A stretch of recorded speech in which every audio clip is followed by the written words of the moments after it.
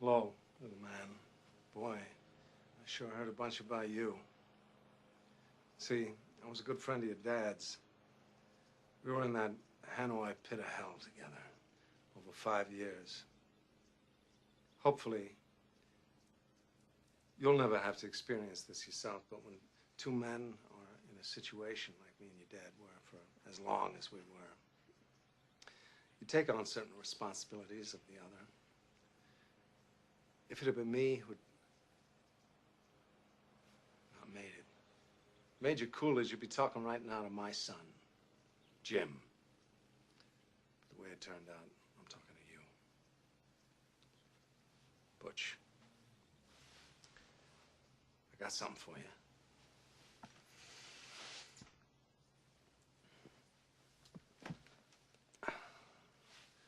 This watch I got here was first purchased by your great-grandfather during the First World War. It was bought in a little general store in Knoxville, Tennessee.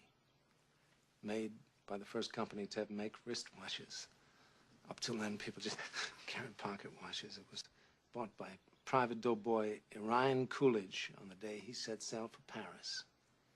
This was your great-grandfather's war watch, and he wore it every day he was in that war. And he'd done his duty, went home to your great-grandmother, took the watch off, put an old coffee can, and in that can it stayed. Till your granddad, Dane Coolidge, was called upon by his country to go overseas and fight the Germans once again. This time they called it World War II. Great-grandfather gave this watch to your granddad for good luck.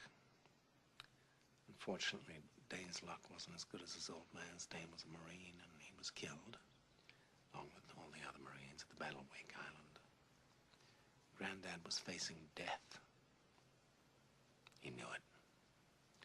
None of those boys had any illusions about ever leaving that island alive, so 3 days before the Japanese took the island, your granddad asked a gunner on an Air Force transport named Wanaki, man he'd never met before in his life, to deliver to his infant son, we'd never seen in the flesh, his gold watch.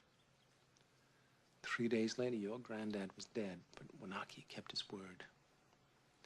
After the war was over, he paid a visit to your grandmother, delivering to your infant father his dad's gold watch. This watch.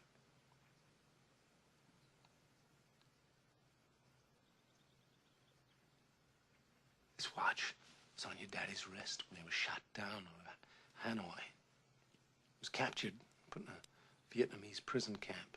He knew that if the Gooks ever saw the watch, it'd be confiscated, taken away.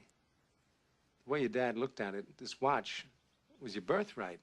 You'd be damned if any slope's gonna put the greasy yellow hands on his boy's birthright, so he hid it. In one place he knew he could hide something, his ass. 5 long years he wore this watch, up his ass. Then he died of dysentery. He gave me the watch. I hid this uncomfortable hunk of metal up my ass 2 years.